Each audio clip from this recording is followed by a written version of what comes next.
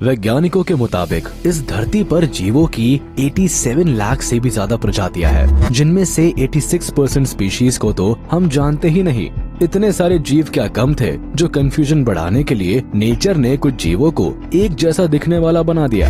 ये जानवर एक दूसरे से इतने ज्यादा मिलते जुलते हैं कि इनमें अंतर कर पाने में तो बड़े बड़े एक्सपर्ट्स भी मात खा जाते हैं। फिर हम तो अभी बच्चे हैं। आज के वीडियो में मैं लेकर आया हूँ ऐसे ही 24 जानवर जिनके बीच अंतर कर पाना हमेशा ही कंफ्यूजिंग होता है, मगर ये वीडियो देखने के बाद आपकी सारी दुविधा मिट जाएगी, इसलिए वीडियो को पूरा आखिरी तक देखिएगा। Number 12, frogs and toads. हम इंडियंस के लिए तो ये दोनों ही मेंढक है, मगर विज्ञान के हिसाब से ये दो अलग अलग स्पीशीज है। फ्रॉग्स की स्किन पर आप गौर करेंगे तो पाएंगे कि इनकी स्किन बिल्कुल चिकनी होती है, जैसे अभी कहीं से ऑयल मसाज करवा कर आ रहे हैं। मगर टोड्स दिखने में बड़े बद्धे लगते हैं और इनकी स्किन पर छोटे छोटे बम्प्स भी होते हैं। फ्रॉग की साइज टोड्स के मुकाबले थोड़ी छोटी होती है और इनकी टांगे ज्यादा लंबी होती है। वही बदसूरत टोड्स मोटे होते हैं और इनकी टांगे भी छोटी होती है। अगर आंखों की बात की जाए तो फ्रॉग की आंखें बड़ी और बाहर की तरफ निकली हुई होती है, मगर टोड्स की आंखें छोटी होती है और लगता है जैसे इन्हें किसी ने जबरदस्ती अंदर ठूस दिया हो। अब दोनों को पहचानने में कभी गलती मत कीजिएगा।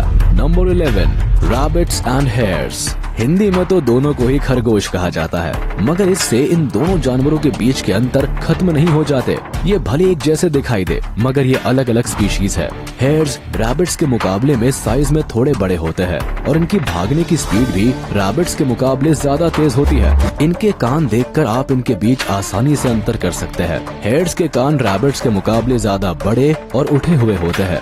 वहीं हेयर्स की टांगे भी रैबिट से बड़ी होती है। इसके अलावा हेयर्स के फर पर ब्लैक मार्किंग होती है, मगर रैबिट्स के फर बिना ब्लैक मार्किंग के बिल्कुल स्मूथ होते हैं। शिकारी जानवरों से बचने के लिए हेयर्स आम तौर पर उन्हें दौड़ में हराने की कोशिश करते हैं, मगर रैबिट्स ज्यादातर छुपकर अपने बचाव का रास्ता चुनते हैं। इतने डिफरेंसेस के बाद मेरा ख्याल है अब आप इन दोनों जानवरों में कभी कंफ्यूज नहीं होंगे।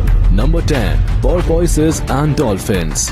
चलिए अब चलते हैं समंदर की तरफ। ये जो दो मछलियाँ आपको नजर आ रही है, ये दिखने में भले एक जैसी लग रही हो, मगर इनके बीच में बहुत अंतर है। आमतौर पर हम इन दोनों ही मछलियों को डॉल्फिन्स कह देते हैं, मगर इनमें से एक डॉल्फिन है और दूसरी पोर्पोइस।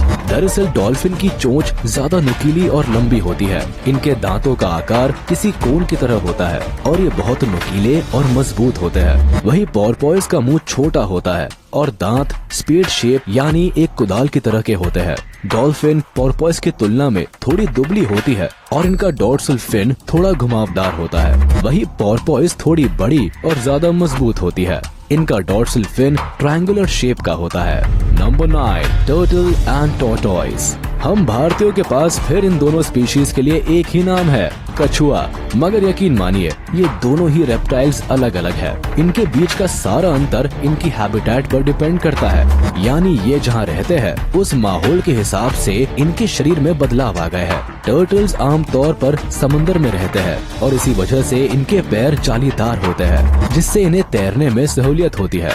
इसके अलावा इनका बाहरी कवच भी थोड़ा हल्का और फ्लैट होता है। ये सारे बदलाव टर्टल्स के पानी में रहने की वजह से हुए हैं। वही टॉर्टॉइस ज्यादा जमीन पर रहना पसंद करते हैं।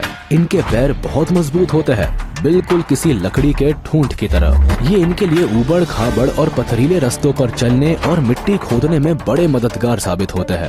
इनके पैर जालीदार भी नहीं होते। इसके अलावा ये टर्टल के मुकाबले ज्यादा भारी और बड़े होते हैं। इनका कवच भी ज्यादा बड़ा, मजबूत और किसी गुंबद की तरह उठा हुआ होता है। Number 8, mules and donkey's. यहाँ हमारे पास हिंदी में इन दोनों जानवरों के लिए अलग अलग शब्द है। म्यूल को खच्चर कहा जाता है, वही डोंकी को गधा। मगर इनके बीच के कंफ्यूजन को ये शब्द खत्म नहीं कर सकते, क्योंकि दोनों लगभग एक जैसे ही दिखते हैं। दरअसल म्यूल एक हाइब्रिड एनिमल है जो फीमेल हॉर्स और मेल डोंकी की मीटिंग से पैदा होता है। यानी पापा वाली साइड से दोनों भाई है, मगर दोनों की मम्मी अलग अलग है। दोनों में अंतर की बात की जाए तो म्यूल डोंकी की तुलना में थोड़े ज्यादा हट्टे कट्टे होते हैं। इनकी गर्दन डोंकी के मुकाबले लंबी और ऊंची होती है। वहीं इनके कान भी गधे के कानों से थोड़े बड़े होते हैं। खैर इनकी चाल ढाल से आसानी से समझा जा सकता है कि ये एक घोड़ी की संतान है और गधों से थोड़े ज्यादा समझदार है। Number 7, goat and sheep. कभी कभी लोग इन दोनों जानवरों में भी कंफ्यूज हो जाते हैं। इन्हें पहचानने का सबसे आसान सा तरीका तो इनका शरीर है।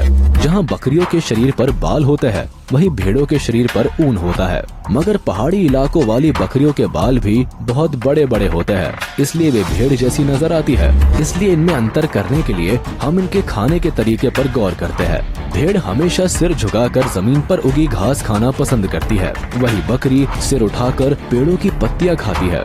इसके लिए वो पेड़ों पर भी बड़ी आसानी से चढ़ जाती है, मगर भेड़ ऐसा नहीं कर सकती। गर्दन के साथ साथ इनकी पूंछ का भी यही केस है। भेड़ की पूंछ झुकी हुई होती है और उनकी पिछली दो टांगों के बीच झूलती रहती है, वही बकरी की पूंछ ऊपर उठी हुई होती है। Number 6, crocodiles and alligators. और अब नंबर आता है दुनिया के सबसे बड़े कंफ्यूजन का। हिंदी में भी इनके नाम अलग अलग है। क्रोकोडाइल को मगरमच्छ कहा जाता है और एलिगेटर्स को घड़ियाल। मगर इससे कंफ्यूजन दूर नहीं होता। मगर ध्यान से देखने पर हमें समझ आता है कि क्रोकोडाइल का मुंह एलिगेटर की तुलना में ज्यादा बड़ा और नुकीला होता है। इसके मुंह का आकार कुछ लेटर वी की तरह होता है। वहीं एलिगेटर की बात करें तो इनका मुंह थोड़ा छोटा होता है और आकार में बिल्कुल लेटर यू की तरह दिखता है।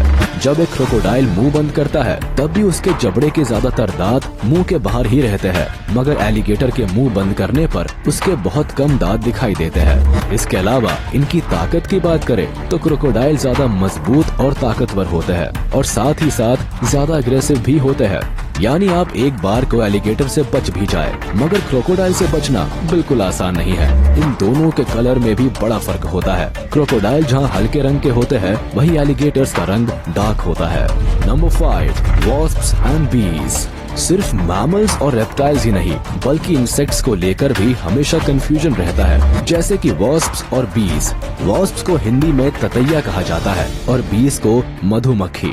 बीज जनरली फूलों से पराग चूसकर शहद बनाती है और इसलिए इनके शरीर पर हल्के बाल होते हैं और साथ ही पिछले पैर बिल्कुल सपाट होते हैं। दूसरी तरफ वॉस्प बिल्कुल चिकनी और शाइनी होती है। इनके पैर बीज की तुलना में थोड़े पतले होते हैं। अगर इनके बिहेवियर की बात करें तो बीज शुरुआत में थोड़ी कम अग्रेसिव होती है, मगर बाद में इनसे भयानक कुछ भी नहीं। वही वॉस्प की नाक पर तो हर समय गुस्सा बैठा रहता है। यकीन नहीं आता तो एक बार इनके घोंसले को छेड़ने की कोशिश कीजिएगा। Number 4, moths and butterflies. इन दोनों में भी अक्सर बहुत कंफ्यूजन होता है। दरअसल एक मॉथ साइज में छोटा और हल्के रंग का होता है, वही तितली साइज में बड़ी होती है और बहुत रंग बिरंगी होती है। इसके कलर भी बहुत ब्राइट होते हैं। इसके अलावा इनके पंखों के बंद होने की स्टाइल में भी बहुत फर्क होता है। तितली के पंख वर्टिकली ऊपर की तरफ उनकी पीठ पर बंद होते हैं, वही एक मॉथ के पंख किसी टेंट की तरह होते हैं जो उनके पेट के ऊपर बंद होते हैं। Number 3, lizards and salamanders. एक जैसे दिखने वाले इन दो जीवों में सबसे बड़ा अंतर तो ये है कि ये दोनों जीवों की अलग अलग कैटेगरी से बिलोंग करते हैं। लिजर्ड्स रेप्टाइल्स होते हैं तो वही सैलमेंडर्स एम्फीबियंस होते हैं। कोल्ड ब्लडेड होने की वजह से सैलमेंडर्स अक्सर पानी के आसपास वाले इलाकों में पाए जाते हैं, मगर लिजर्ड्स को सभी तरह के क्लाइमेट्स में देखा जा सकता है, फिर चाहे वो रेगिस्तान की तरह का गर्म और सूखा इलाका ही क्यों न हो। इसके अलावा लिजर्ड की स्किन थोड़ी ऊबड़ खाबड़ होती है और इनके पंजों की उंगलियां बड़ी होती है। वही सैलमेंडर्स की स्किन बिल्कुल स्मूथ और चिकनी होती है। इसके अलावा साइज की बात की जाए तो लिजर्ड्स सैलमेंडर्स की तुलना में बहुत बड़ी भी हो सकती है, वही सैलमेंडर्स ज्यादा नहीं पड़ते। Number 2, seals and sea lions. ये दोनों ही फिन फुटेड मरीन एनिमल्स है और दिखने में बहुत हद तक एक जैसे लगते हैं। इस वजह से इनके बीच अंतर कर पाना बहुत ही मुश्किल होता है। सील साइज में सी लायन से छोटी होती है और इसके आकार के हिसाब से ये पानी में ज्यादा कंफर्टेबल रहती है, इसलिए जमीन पर सील अक्सर पेट के बल घिसते हुए आगे बढ़ती है। मगर सी लायंस जमीन पर भी अडेप्टिव होते हैं और चल सकते हैं। इसके अलावा सील के कान बाहर की तरफ नहीं निकले होते, जबकि सी लायंस के कानों के बाहर छोटे छोटे फ्लैप्स होते हैं। इसके अलावा एक सबसे बड़ा अंतर ये है कि जब भी आप इस तरह के जीवों को एक साथ इकट्ठा देखें, जहाँ वे बहुत शोर कर रहे हो और खूब मस्ती कर रहे हो, तो समझ जाइएगा कि ये सी लायंस है। सील हमेशा अकेले रहना पसंद करती है और बहुत ही शांत रहती है। Number 1, jaguar and leopard. इन दोनों के बीच कंफ्यूज होना कोई नई बात नहीं है, ये तो सदियों से चली आ रही परंपरा है। खैर इस वीडियो के बाद आप इन दोनों में भी कभी कंफ्यूज नहीं होंगे। लेपर्ड एशिया और अफ्रीका के जंगलों में पाए जाने वाले कैट फैमिली के शिकारी मेंबर है। वही जैगुआर साउथ अमेरिका में अमेज़न के रेन फॉरेस्ट में रहते हैं, इसलिए इन दोनों का किसी जंगल में एक साथ दिखना लगभग नामुमकिन है। इसके अलावा इनके शरीर पर बने पैटर्न्स, जिन्हें रॉसेट कहा जाता है, ये भी अलग अलग होते हैं। जैगुआर के बॉडी पैटर्न्स थोड़े बड़े होते हैं और थोड़े दूर दूर होते हैं। साथ ही उनके बीच में एक डॉट जैसा निशान भी होता है। वही दूसरी ओर लेपर्ड के पैटर्न्स थोड़े छोटे होते हैं, पास पास होते हैं और उनके बीच में कोई डॉट नहीं होता। मेरे ख्याल से अब आप कभी इन दोनों के बीच कंफ्यूज नहीं होंगे। आज के वीडियो में बस इतना ही। उम्मीद है आपको वीडियो पसंद आई होगी और आपके बहुत से कंफ्यूजन्स भी दूर हो गए होंगे। अगर आप जानवरों के कंफ्यूजन से जुड़ी इस तरह के वीडियोस और चाहते हैं तो प्लीज हमें कमेंट में जरूर बताइएगा। फिलहाल हमारे इस वीडियो को लाइक कर दे और अगर आपने अभी तक हमारे चैनल को सब्सक्राइब नहीं किया तो तुरंत कर दे और बेल आइकन को भी प्रेस कर दे ताकि हमारी नोटिफिकेशंस आप तक जल्द से जल्द पहुंच जाए।